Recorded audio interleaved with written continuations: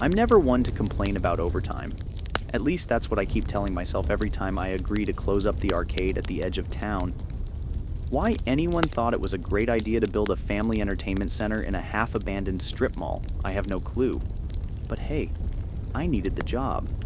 And there's something nostalgic about pinball machines that refuse to die.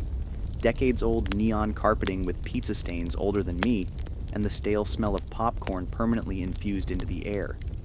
Now, here I am, mopping the floor for the third time tonight as the fluorescent lights flicker overhead, like they're trying to set the stage for some low-budget horror film. Don't get me wrong, this place can be fun when it's busy. The buzz of coin pushers, the bleeping of vintage games, and the scratchy pop music playing on loop all create an atmosphere that's weirdly comforting.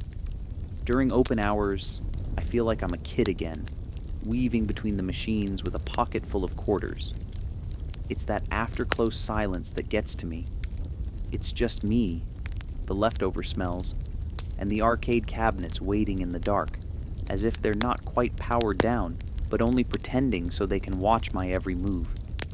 Maybe it's my overactive imagination, but the rows of machines look more like sentinels in the gloom. I first started noticing odd little details a few months back. Nothing big.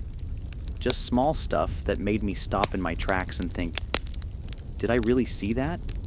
Or did that machine just power on by itself? Admittedly, these old beauties can flicker sometimes, and the wiring in the building is frankly questionable, but something about it all set me on edge. My boss said I was overworked, but then again, my boss also expects me to scrub gum out of the carpet as if that's a normal daily chore.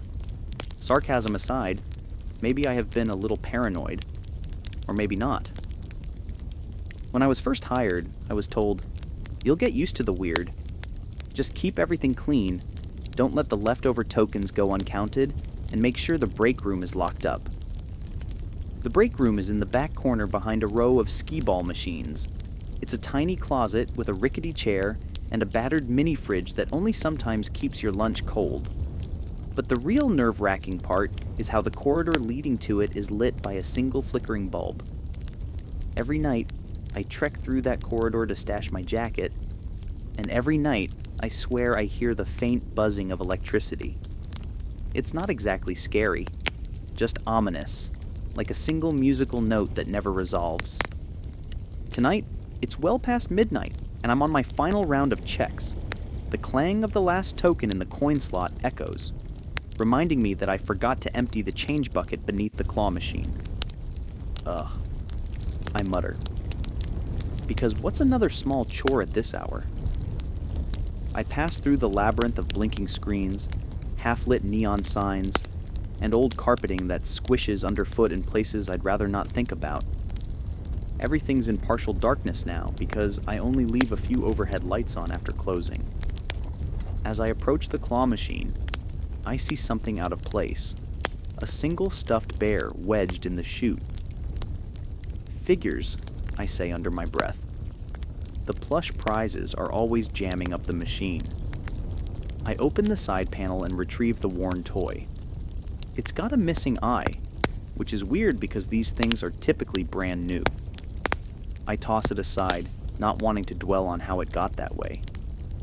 I go to unlock the coin box, but my hand stalls on the key ring. I realize I hear a low mechanical whir behind me, like a machine in demo mode. I turn around, expecting to see the claw machine's lights dancing. But no, it's off. Completely off. The mechanical noise is coming from across the arcade, near the row of ancient racing games. My rational brain says, faulty wiring, maybe a leftover power circuit. But my body is on high alert. My heart is hammering, and for no logical reason, I feel the hairs on my neck stand up. I muster my nerve and inch closer to the sound. The racing games stand in a row, each with a faux leather seat facing a dusty steering wheel. None of them should be powered on. I made sure I shut everything down after the last customer left. Even the garish overhead lights on the machine are dead, and yet I can hear the subdued hum of a fan or motor from somewhere beneath the control panel. Sure enough, as soon as I approach, the noise stops. Dead silence. My footsteps on the sticky carpet are louder than anything else in the building. I wait. Maybe a fuse somewhere in the wiring closet is messed up. I tap the side of the machine, half expecting to get a jolt or something. But nothing happens. I feel foolish, like I'm letting the gloom get to me. So I walk back to the claw machine to finish emptying the coins. I reason that I'll do a final circuit of the place and lock up within 10 minutes. But as I'm locking the coin box, there it is again. The whir. My grip tightens on the ring of keys, the metal digging into my palm. Pushing down the dread, I grab my phone for a flashlight. I cross the arcade, weaving between silent shooters and pinball tables that loom in the semi-darkness. The noise is louder now, definitely mechanical. I follow it around a corner toward the oldest pinball machine we have, some 1980s relic with a battered space theme. The machine is on. The scoreboard flickers in bright red LED digits, and the flippers click on their own. Once, twice, like they're testing themselves. But I haven't touched the switch. The entire row is supposed to be off. Heart pounding, I approach the back panel and reach around to feel for the power cord. It's plugged in, sure, but the switch is definitely flipped off. I jiggle it.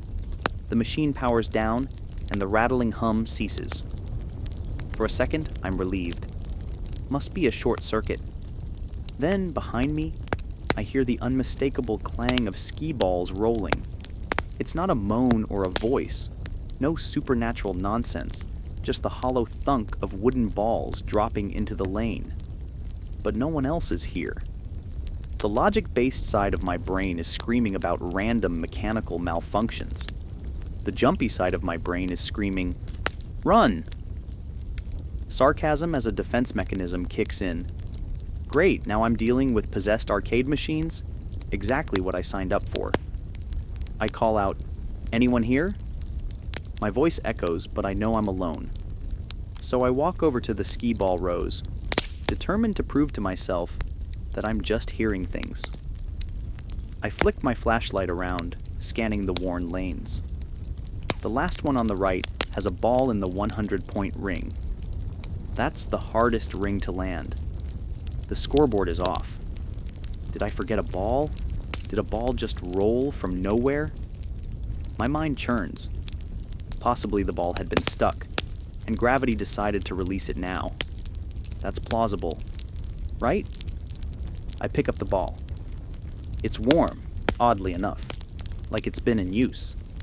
I drop it in the feed, and it rolls back down, making a hollow echo. I wait a moment longer. The arcade hushes. At this point, I'm feeling that adrenaline spike of tension. My tasks, mopping, coin counting, restocking prizes, are overshadowed by this creeping sense that something is off. I decide to quickly do the last of my responsibilities and get out of here. I rush to the office to grab the deposit bag. On the way, I pass the break room corridor and notice that flickering light is out completely. The hallway is dark. I can't see more than a few inches in. Great. That bulb was ancient anyway, but now I have to feel my way down the corridor to punch out. Making a beeline for the break room, I hold my phone's flashlight up. The corridor feels tighter than usual, as if the walls are closing in. My footsteps echo in the hush. The final door is partially ajar. Did I leave it like that? I always close it fully. With a shaky hand, I push it open. The room is empty, as it should be. The fridge hums, the chair stands in the corner, and the overhead light flickers once before deciding to stay on. And that's when I notice something that breaks my focus entirely. On the mini fridge, there's a small magnet, a novelty token from the arcade with our old logo. It was pinned to a blank piece of paper. That's normal enough, except the paper has a single word on it, "Hi," and it's written in red marker. My heart flips. I never put that there. No employees have been in since the afternoon shift. Did a coworker play a prank? Possibly. I consider that scenario to keep my sanity intact. I snatch the deposit bag from the shelf. Suddenly, the single overhead light fizzles with a pop, plunging the room into darkness. I yelp, nearly dropping my phone. I flip the flashlight around wildly.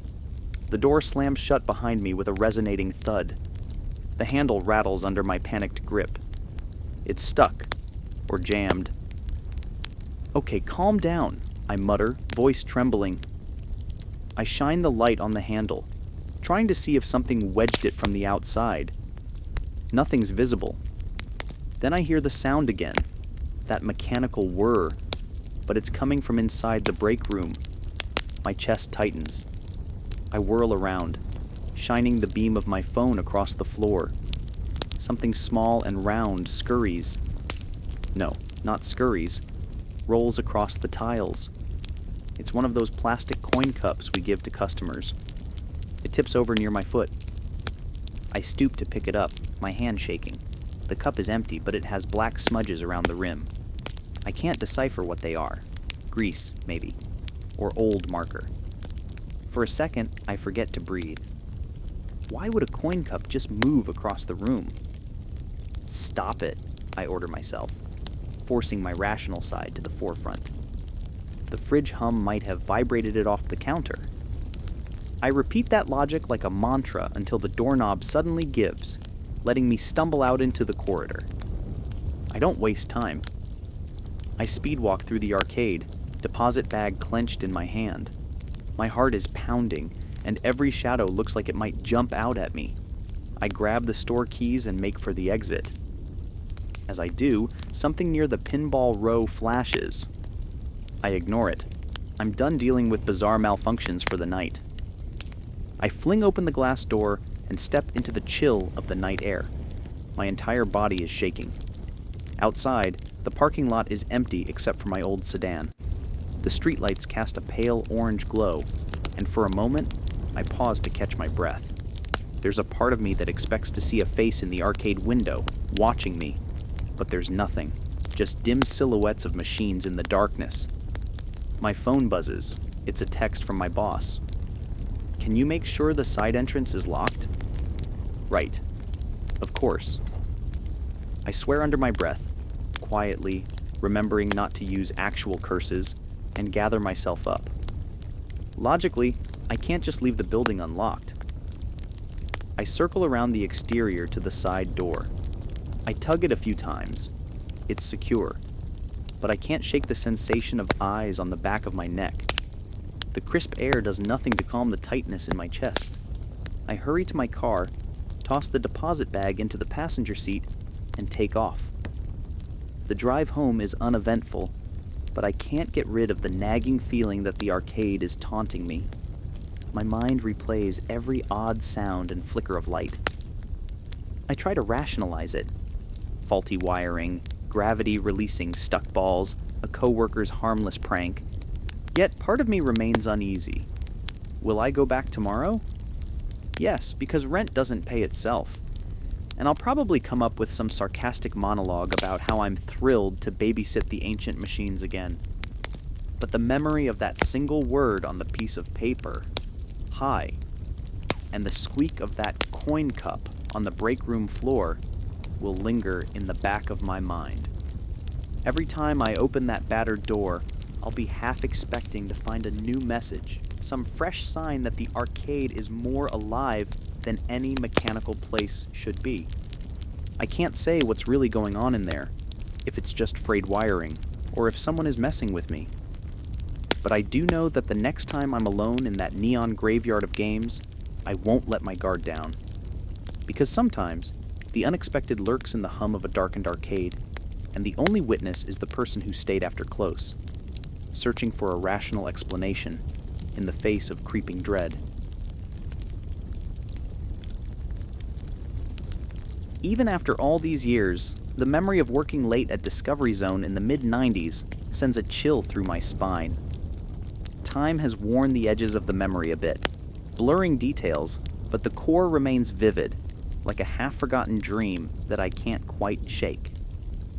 I was a teenager back then, in desperate need of any part-time gig that would hire me. Discovery Zone was the ticket. A neon-lit playground paradise for kids that made parents either breathe a sigh of relief or cringe at the chaos. Picture giant tubes and slides that twisted in improbable directions, padded floors that reeked of sock sweat, and ball pits that always seemed to be sprinkled with stale popcorn no matter how many times you cleaned them. To say it was a nightmare to sanitize is an understatement. You ever tried to vacuum a ball pit with a shop vac and a prayer? Precisely. Some nights it felt like those thousands of colored spheres had minds of their own. I got stuck with closing shifts more often than not, probably because I was too timid to say no when asked. The place by day was bedlam incarnate, screaming kids, frantic parents, the constant ding of the ticket dispensing machines. But after hours, once the last child had shuffled out with sticky hands and new high scores, Discovery Zone became strangely still. All that color and noise drained away, leaving behind the hum of overhead lights and the faint, rubbery smell of the padded floors. One particular night stands out in my mind, even now. We had just survived an onslaught of a birthday party. 20 kids hopped up on sugary cake, running wild through the labyrinth of tubes and slides. By close, I was exhausted, my eardrums ringing. My manager that evening was a no-nonsense type who took off the moment the doors were locked, leaving me and one other coworker to handle the final cleanup. But my coworker got an emergency call and rushed out, so guess who got to finish alone? I remember kneeling by the ball pit, bracing myself for the dreaded chore. Armed with a battered net and a large trash bag, I methodically scooped out stray food wrappers and other random bits.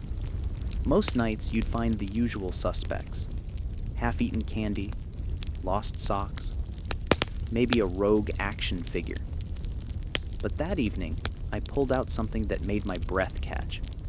A small rubber dinosaur with a chunk missing from its tail. It was sticky with some unknown residue. "Lovely," I muttered sarcastically.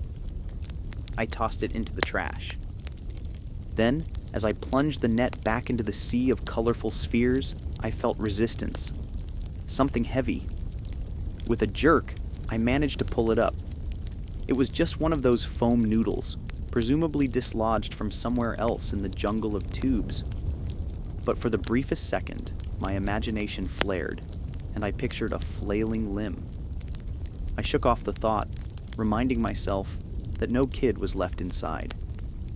We always did a thorough check. I looked around at the empty playground.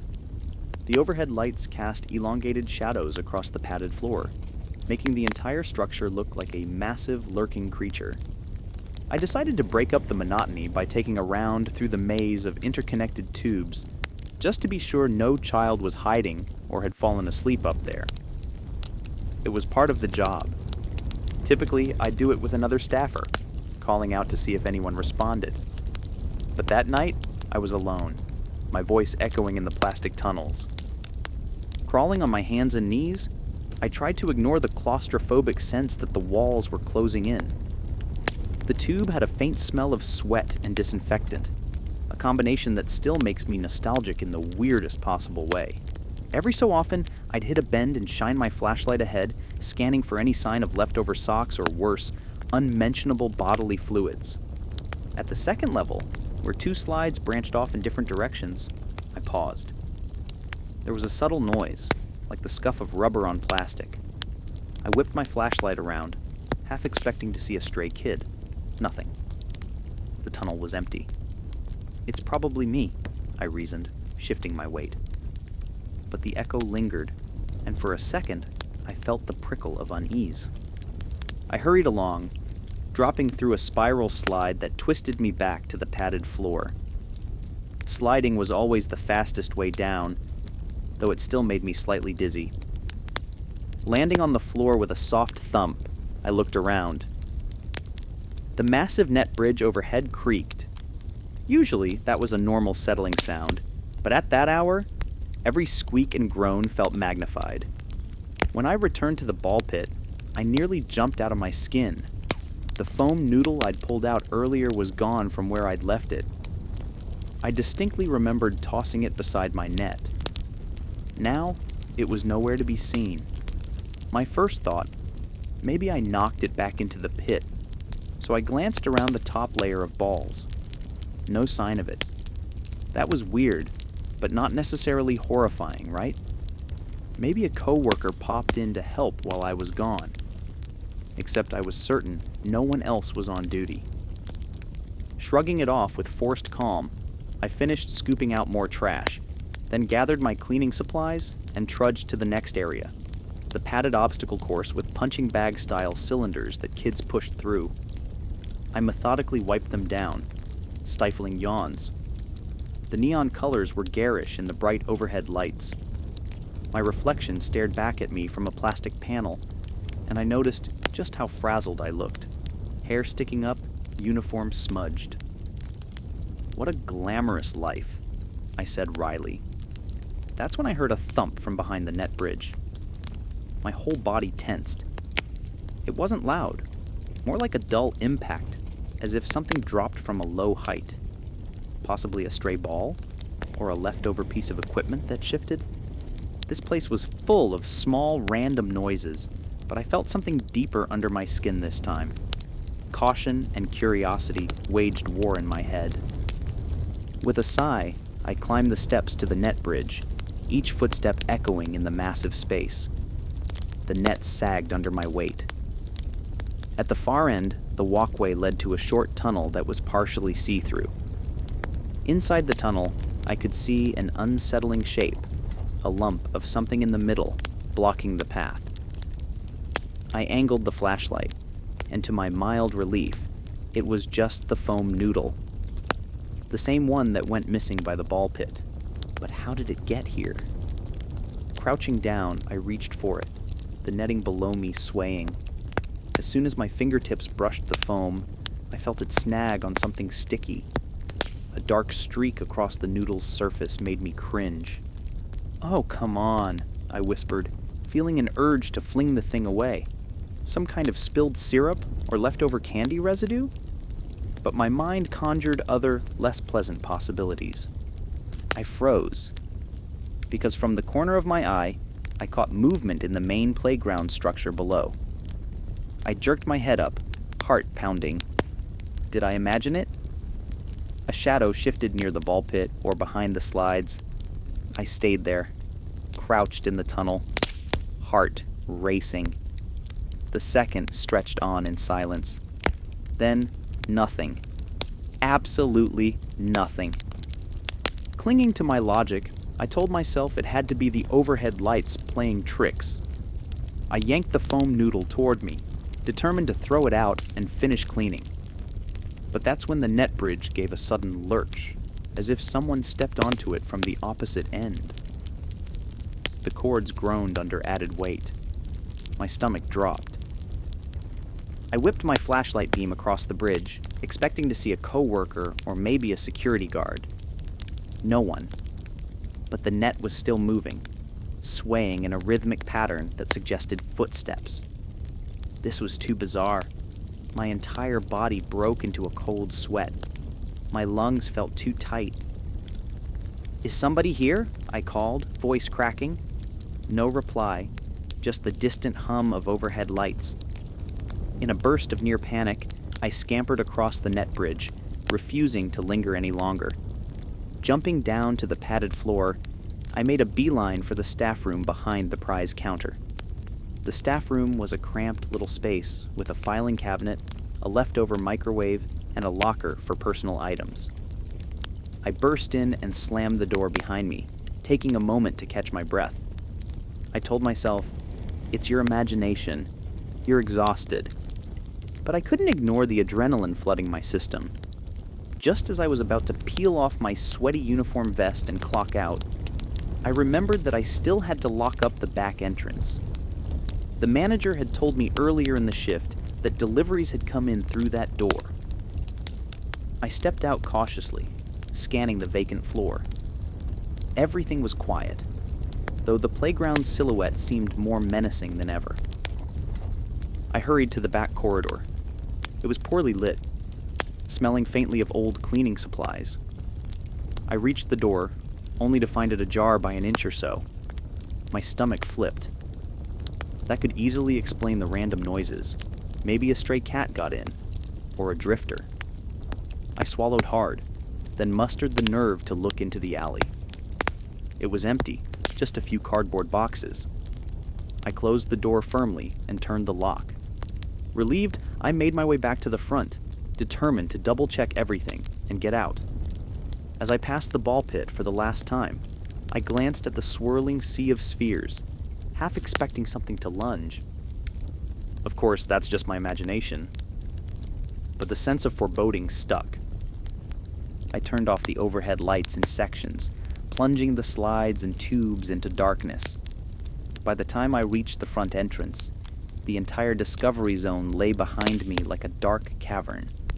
I placed the keys in my pocket, inhaled once, and headed out into the night. Years have gone by since Discovery Zone went bankrupt and shuttered.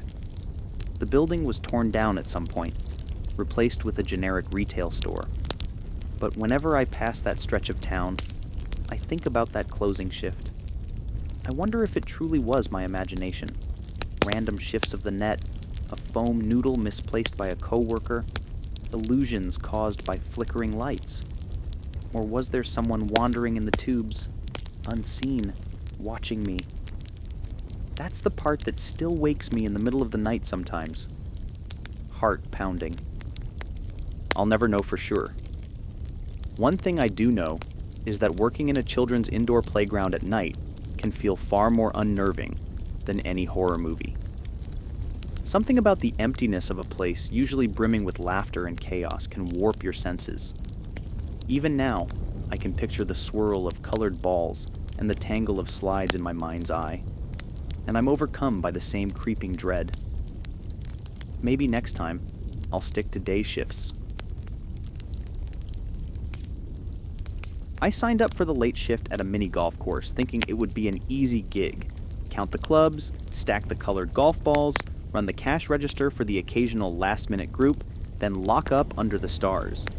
Honestly, how spooky can neon windmills and giant fiberglass animals be? Well, let me just say, spookier than you'd expect when you're alone after midnight. Our course wasn't the flashy, brand-new kind with LED lights and meticulously trimmed greens.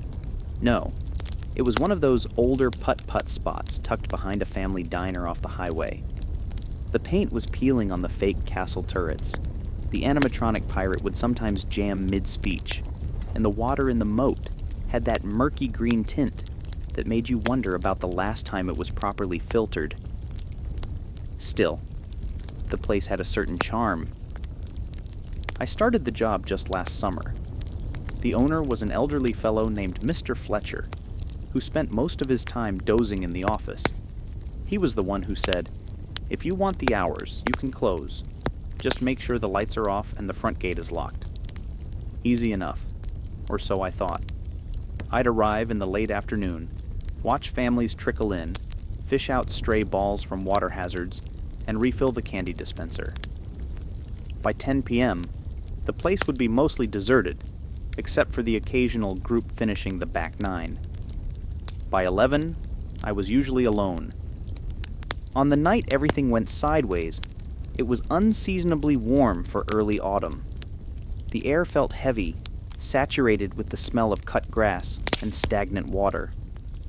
We had a late group that lingered, some teens who giggled and played jokes on each other at every hole. They finally left around 11:30, giving me about 30 minutes of closing tasks. Perfect, I thought. I'd be home before midnight.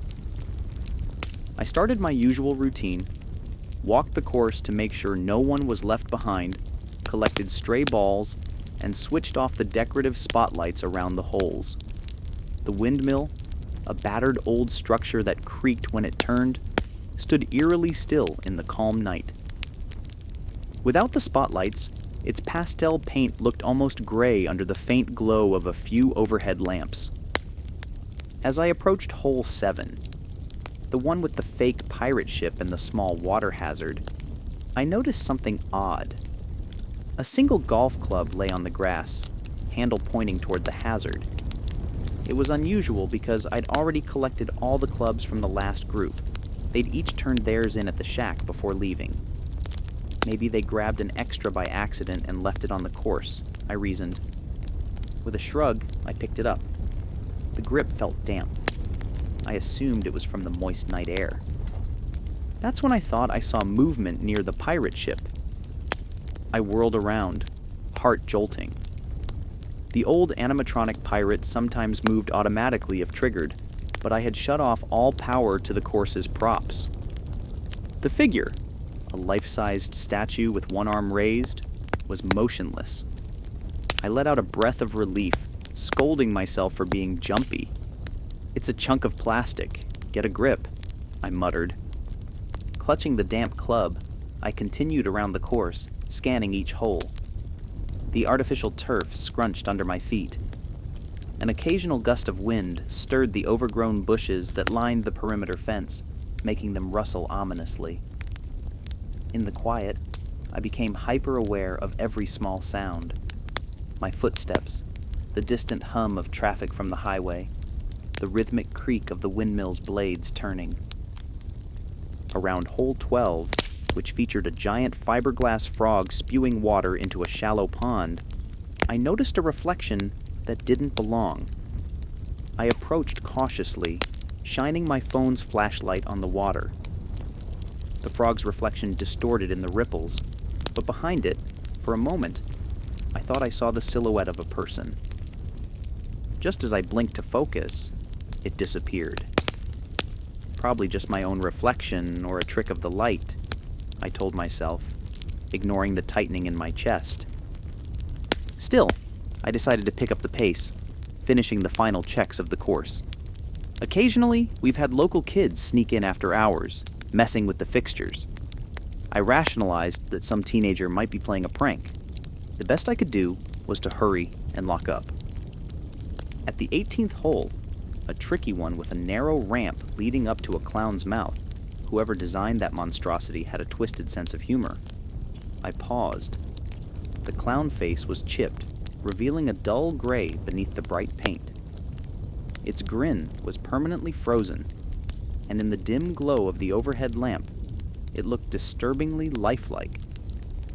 I fumbled for the switch to turn off the feature that made the clown's mouth open and close. The little motor ground to a halt, leaving the clown's mouth halfway open, as if caught mid-scream. That's when the unexpected happened. Behind me, from somewhere near the landscaping, came a dull thud, like someone stumbling into a wooden barrier. My pulse spiked. I spun, shining my flashlight around the shrubbery that bordered the fence. "Hello?" I called, trying to keep my voice steady. No response, just the flutter of leaves. My rational side insisted it was an animal, a raccoon or stray cat, yet I couldn't shake the sense that something was off. Determined to end the night, I headed back to the small shack we used as a ticket booth and club return station. The tiny structure was lit by a single bulb, illuminating the row of colored balls and mismatched clubs. I tossed the damp club onto the counter, then pulled out my keys to lock the supply cabinet. That's when I noticed footprints on the linoleum floor. Faint, but definitely footprints, leading from the entrance to where I stood. They weren't mine, because they looked larger, and the shape was distinct. A bead of sweat trickled down my temple. My thoughts went into overdrive. Did someone sneak in here while I was on the course? Is there a burglar rummaging around? But we hardly keep anything valuable. Just petty cash and a stash of candy bars. "If anyone's here, come out now," I announced, my voice quavering despite my attempt to sound authoritative. Silence. I listened closely, hearing nothing but my own elevated breathing. I swept my flashlight around the cramped interior. Everything appeared normal. The open tin of cheap golf pencils, the row of colored golf balls. Then the overhead light flickered. For a split second, The shack plunged into shadow before the bulb buzzed back on. I exhaled, tension coiling in my muscles. I decided to do a final once-over outside. Clutching my flashlight, I circled the perimeter of the course, checking that the gates were secure. The tall fence, topped with a ragged strip of barbed wire, was supposed to keep trespassers out, but it had enough gaps to let a determined teenager slip through. As I neared the giant fake volcano at hole 16, my flashlight flickered, then died completely. Typical luck, I grumbled internally. I smacked it a couple of times, but it refused to turn back on. Standing there in near darkness, I felt the hush of the warm night pressing in. The overhead lamps cast puddles of light, but long stretches of the course were cloaked in darkness. I started walking toward the next lamp's circle of light, using the faint glow from my phone's screen to guide me. That's when I heard it again. A muffled thud, this time followed by what sounded like hurried footsteps on the turf. My stomach turned to ice. I spun around, scanning the darkness. "Who's there?" I called, voice catching. No answer. I forced myself to move forward, step by careful step, heading for the main exit. Another set of footsteps scuffed behind me, then went silent. My heart hammered so loudly I could hardly think. In a burst of desperation, I sprinted for the ticket booth. If someone was messing with me, I'd grab my stuff and call the police from inside the locked booth. The instant I got inside, I slammed the door and fumbled for the lock. My hands shook so badly that I dropped the keys. I bent to retrieve them, and the overhead bulb flickered again, casting the shack in stuttering shadows. Finally, I locked the door. Breathing heavily, I backed away. Through the booth's window, I had a partial view of the course. The clown's mouth at hole 18 stood open, an eerie silhouette. I stared, half expecting to see a figure slip between the holes. Nothing moved. I told myself I was safe in here, but the footprints on the floor and the damp club haunted my thoughts. After a minute of gripping the counter, I mustered the courage to use the phone we kept for emergencies. As soon as I picked up the receiver, the overhead bulb let out a sharp buzz and went out completely. Darkness swallowed the booth. My phone's screen gave only a faint glow. A surge of panic made my stomach lurch. Seconds later, the overhead light sputtered back to life. In the sudden glare, I noticed something on the counter I hadn't seen before. A single colored golf ball, lime green, rolling in a slow circle as if it had just been nudged. My eyes widened. I hadn't placed it there. All the balls were accounted for in their trays. The ball spun to a stop right at the edge of the counter.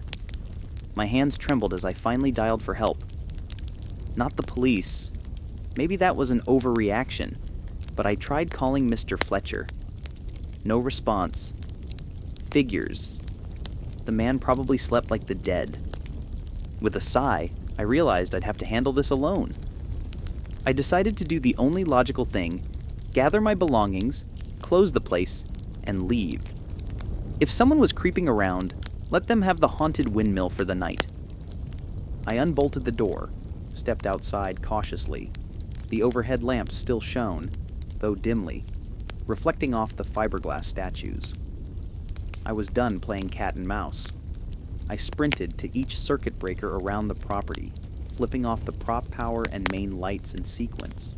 Each section of the course went dark with a decisive click, leaving me guided only by the moonlight and distant street lamps. When I reached the exit gate, I locked it from the outside, my heart pounding the entire time. Then I dashed to my car, jumped in, and turned the key. The engine roared to life, and relief flooded me. As I pulled out of the parking lot, the mini golf course lay in silent darkness behind me. The next morning, I arrived for my shift, dreading the walkthrough in daylight. I half expected to find broken animatronics or stolen props.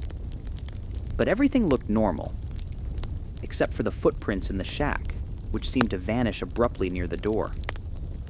I never did figure out who or what caused all that commotion. Some coworkers joked it was the ghost of mini golf, but I knew better than to blame ghosts. My best guess is that someone snuck in, messing around, deciding to give me a scare. I worked a few more closing shifts after that, but I never really felt at ease.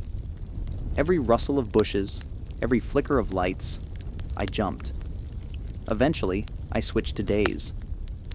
People asked why, and I'd toss out a sarcastic comment. I prefer to see what's coming at me on the course. But inside, I knew I'd never forget that dread in the pit of my stomach as I stumbled through the darkness among giant clown heads and plastic pirates. It's the sort of thing that teaches you to never underestimate the unsettling potential of a place designed for harmless fun, especially once the customers leave and the night settles in, bringing with it the unexpected and a creeping sense that you're not quite as alone as you hoped.